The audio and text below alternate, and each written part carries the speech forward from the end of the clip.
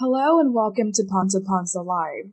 This is a podcast where we discuss the lives of African immigrants and their assimilation into Western society as they raise younger generations in a country that is quite different from their own.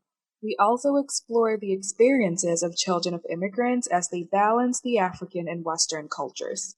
I am your host, Baba, and together with the founder of Pansa Pansa and my co-host, Ms. Kemi Sariki, we present to you this informative, interesting, and expansive dialogue about the intricate experiences of African immigrants in America. In this episode, we will introduce ourselves, talk about how Pansa Pansa emerged, and why these conversations about the African immigrant experience are needed in our community. So, Auntie Kemi, thank you so much for being my co-host on this podcast. It's such an honor to have somebody like you. So, to begin with, please tell us about who you are, where you're originally from, and how you ended up in America. Okay, Baba, thank you so much for such a great, precise introduction. I am so glad and fortunate to tell you that you are such an amazing and dedicated young woman. You are working with me closely for almost 3 years with Pansa Pansa Forum. Baba is very articulate. She's a team player, a great communicator. And as a talented young lady, it's not only that you understand how to engage the younger generation, you also understand a way, in a thoughtful way, to involve the elders of the community, to engage them in conversation. So I'm so happy to have you. Oh, thank you so much. Like we were saying before, I'm originally from Nigeria and I came here over 37 years ago to this country. And the purpose of coming to America is actually to go to school and to go back home.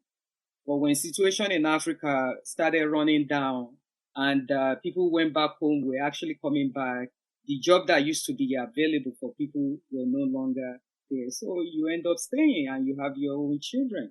So since then, I've been here since that time. So share with me a little bit, Baba, who you are, where you originally came from, and how you ended up in America.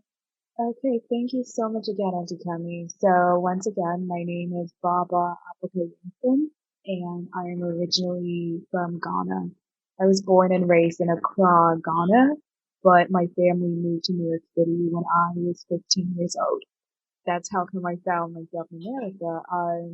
I wasn't old enough to make that decision for myself, but I'm glad that my mom made that decision to just grant me and my sister opportunities, right? Specifically educational opportunities and career opportunities as well.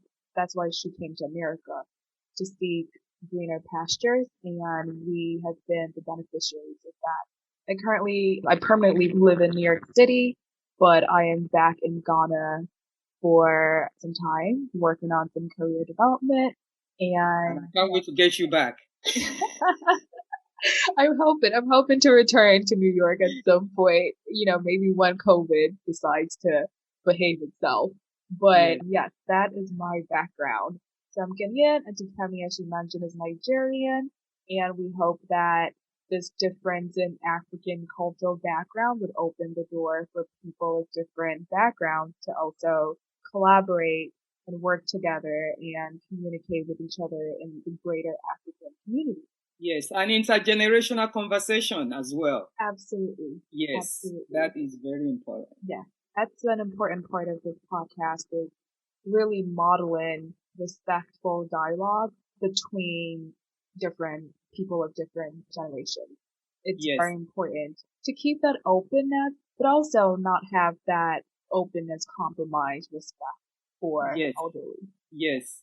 So, Auntie Kemi, how did your personal experiences inspire you to start the Pansa Pansa organization? So maybe give us a brief background on what the organization is, what we do in the organization, what we've accomplished since we started, and what inspired you to start the organization in the first place. Actually, my personal experience will be fully discussed in the next episode when we talk about home divide. But briefly, as a mother of two adult children who were born and raised in the United States, And living in this country for over 37 years, I've been engaged in many open discussions within the community of my children's school environment, as well as many communities of color regarding the life of immigrants in America. I regularly participate extensively in conversation on issue of race, Black identity, inequality, and racial discrimination in America. And even though within African community, you always see so much forum going on. Within African community, they always have different forums whereby they mostly talk about immigration, human rights, and many of the community events. I haven't seen any open discussion about intergenerational conversation and issue of immigrant experience and how immigrants actually perceive their standing in this country, as well as the identity of what it is to be Black in America. What we as immigrant parents are going through, as well as what our children are also going through, in understanding the aspect of their struggle with those two identities. That is actually what pushed me to go into this discussion to start Pansa Pansa Forum. And like you said before, we started as open forum, whereby mostly within the Bronx environment before COVID-19 actually, pushed everybody into close down. So that's part of what actually started me with this conversation of forum, because as there's so much issue going on within our community whereby we don't really talk about. So Pansa Pansa is there to actually focus our discussion on uncomfortable conversation, some of the issue that we're facing in our community. And as you know, also some of the events that usually happen within African communities to celebrate the successful African first generations or the successful Africans, which is limited in number, but not so much conversation about the problems that we are going through in this country, because we have to bring out that open discussion and be able to challenge it and be able to be open to those kind of dialogue. So that's my main focus of why Pansa Pansa Forum started. So Baba, what motivates you to join Pansa Pansa organization?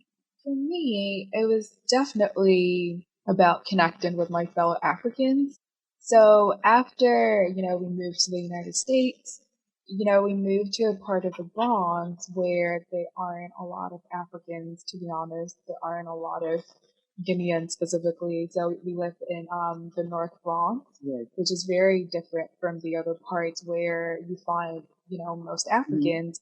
And so for many years, I was quite disconnected from other African cultures, Yes. right? Which was quite unfortunate, but that's just how Yeah. things work. So yeah. But it came to a point where I felt the need to reconnect with my people, to reconnect with my culture and my heritage, but not only for the positive parts of it, Yes. right? I wanted to have serious conversations about how we can move the community forward Yes. and how we can really address some of the struggles that I experienced as an African immigrant in the United Yes. States. And it's just something that was not being discussed. It's just something that is so silenced, I think, especially the heavier topics like, mental health or topics that just do not fit well into our idea of like culture, Yes. and Yes. tradition. And so coming across Pansa Pansa and hearing the amazing work that the organization does and the incredible vision and mission of the organization, I knew that I had to be a part of the movement really to elevate the African community and to promote openness and fluid conversation in the community. So that was my motivation to join in it, really just to be part of something greater in pushing the African community forward. And I think we're getting there, Auntie Yes. Kemi. I think I think our work is getting there, Yes, and with your energy and your motivation, I know we will get there. And your ideas, your new ideas, everything coming in, I know we will get there. Oh, thank you so much, Auntie Kemi.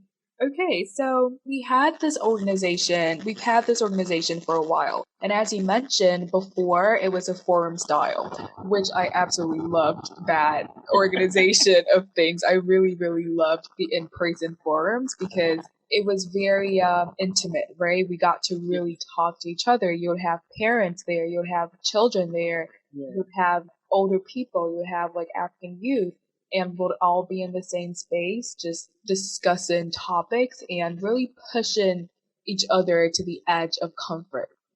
But as time has progressed, we have expanded the work of Pansa Pansa onto this podcast platform. So I would yeah. like for you to tell us what motivated you and the organization at large to expand the work of the organization onto this platform.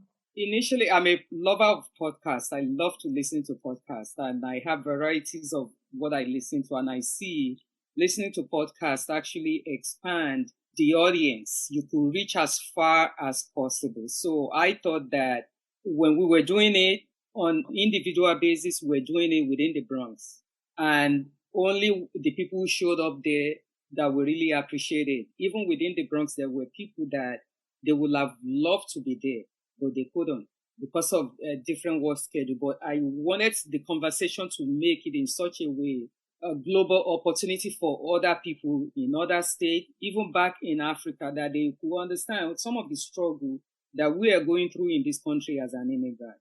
So that's part of what actually motivated me to start the podcast. And I'm going to tell you a story. Actually, last year I was at a friend's gallery because he had an event and he asked me if I could come and do African storytelling, a folk tale, which is also part of what I do. And I went there and I did the storytelling. I mean, the place was packed with about 50 people, people of color. There's so many other African immigrants there as well. So people were amazed that because they said they've never heard stories like that since they were back home. That is traditional storytelling. So actually, some of them streamed me live when I was telling the story. They had their cell phone right there, streaming it live to the other audience of people. So after telling the story, some people came over and approached me and gave me their card. One particular guy, actually from Zimbabwe, came to me and he gave me his business card. He said, "Listen, am planning on starting some kind of media production whereby I believe your storytelling will actually be something that we could use in my media organization." And I said, "Yeah, that I've been thinking about doing something regarding podcast myself." And he said, "That would be great. Maybe we could work together." But talking to him for some time, I see that most of his focus of conversation is mostly focusing on African government, African political issue, a lot of things going on back home. And I said, there's so many people already covering those set of stories. You have CNN, you have Al Jazeera, you have many radio stations. I said it would be like a duplicate, but I just want to talk about the life of African immigrant, everyday life of African immigrant in America, as well as in the diaspora, whether we're talking about African immigrant, everyday life in England, African immigrant, everyday life in Canada, in many of the European countries that we are, and in America. That is my focus of conversation. Because like I said, many people already talking about all these other places, all these other issues. So that's what actually brought me to starting a podcast, because I believe having podcasts will be able to expand the conversation beyond what we actually project it to be. Because podcasts will allow people to tune in every part of the world. So Yeah. that's Great, yes. And that's definitely one of our goals, if not our primary goal, actually, yes, is to reach as yes. many people as possible and to include as many different voices as possible in these important conversations. So, in terms of what the podcast is actually going to be like, the structure of the podcast, it's going to be a mix of conversations between Auntie Kemi and myself, but on certain topics, we're going to have guests who come in the show and talk to us about their various experiences. These are really, really promising and very impressive Mm-hmm. members of our community, and they are very open and generous enough to come on the podcast and share their personal experiences to help promote, again, this dialogue. So that's basically the two models I would say that, the podcast is going to be like. So on the one hand, Auntie Kemi and me going back and forth and having the conversations that we always have. We could spend hours on the phone. Yes. we typically spend hours on the phone, Auntie Kemi and me. So it's just going to be us bringing those conversations onto the podcast. On other episodes, we're going to have guests who talk to us about it. Now, on certain episodes, we may have just me hosting without Auntie Kemi, and then on another episode, Auntie Kemi may be the only one hosting, and I won't be present. But regardless of that, we're a team, and we're still co-hosts. So if you listen to an episode where there's only Auntie Kemi and there's no Baaba, that doesn't mean Baaba has fallen off the surface of the earth. No. She's still around, and she still contributed to the production of the episode, but sometimes it's best to have personal conversations with our guests. Yes. So that's why we structured it that way. Yeah, people will understand. And another thing I wanted to say regarding some of the topics we're going to cover, the children of African immigrants are authors in this country.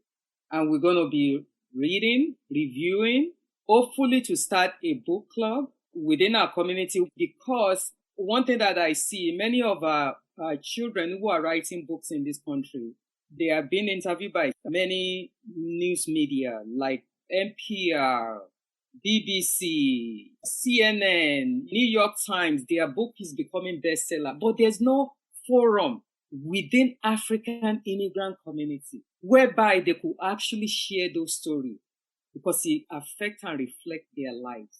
So that's part of where this podcast may grow up to. Initially, we might not get too many African first generation authors to come because they don't really know. They might not, but as we grow, it's part of the vision to have them come on this show, to come and talk about their books. And even when we don't have that yet, but Baaba and I will continue to read these books and bring it to the audience and maybe start a book club, because one thing I want to be able to do is to be able to bring to African community, we have to start reading again. Just because you have masters, you have PhD does not mean you cannot continue to read. And it's through reading that we expand our knowledge. It's through reading that we expand our writing. You cannot be a writer without being a reader. Both goes hand in hand.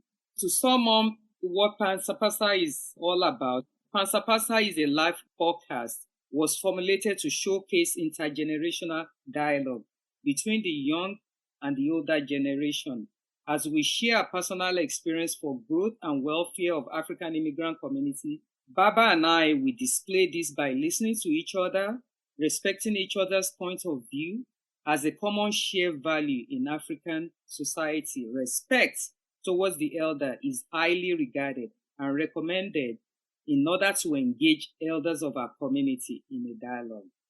An elder who is passionate about the welfare of the future generation, I too must learn to listen attentively with compassion and open mind. In the Pansa Pansa Live podcast, the correlation between assimilation and adaptation would be the focus of conversation, and the topics will include African culture, family values, religious engagement and its influences, educational attainment, professional achievements, marriage life, child nurturing, emotional challenges, racism, classism, sexual orientation, etc. Many of these conversations may be difficult to discuss for fear of being stigmatized or rejected. Still, we cannot continue to sweep these matters under the rug and pretend that these issues do not exist within our community. The compassion to have an uncomfortable conversation is not only vital to sustain in a healthy community, but it can also improve relationships and build trust and respect amongst each other. Yes. Thank you for tuning in to this episode of Pansa Pansa Live Podcast. We hope to have you back with us in the next episode, as we continue to explore the nuances of the African immigrant experience. If you'd like to connect with us, you can email us at talk@pansapansa.org. That is TALK at PANSAPANSA.org. And follow us on Instagram at pansa.pansaforum. Until next time, remember to spread kindness and love. Thank you and take care of yourselves.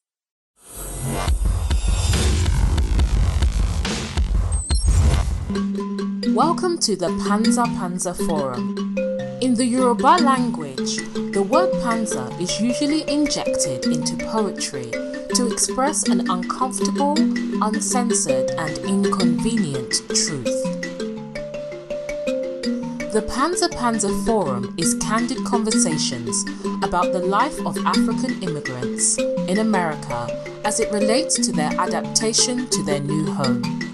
While some may find it easy to integrate and can balance between retaining the original African culture while accepting the culture of their new home, many continue to struggle to find a balance between both worlds.